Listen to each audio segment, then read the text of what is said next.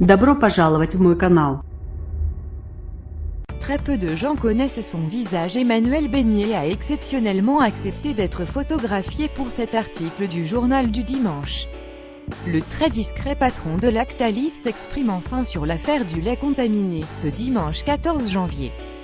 Il s'adresse d'abord aux victimes. Nous indemniserons toutes les familles qui ont subi un préjudice.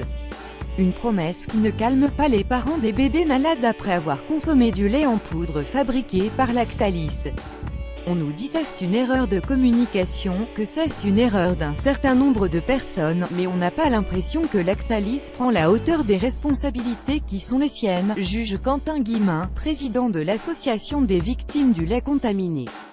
Évidemment, il est hors de question d'acheter notre silence. Nous continuerons de dire ce qu'on a toujours dit depuis des semaines.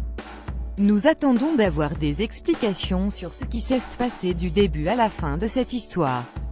Difficile de calmer la tempête, d'autant plus que les langues se délient.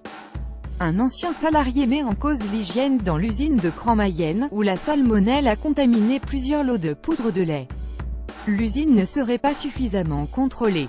Le président de Lactalis reconnaît que la salmonelle a été détectée dans son usine en août puis en novembre, mais rien n'indiquait que les produits étaient touchés, affirme-t-il aujourd'hui au JDD, à lire aussi UG Associés alimentation lait infantile contaminé dimanche en politique santé.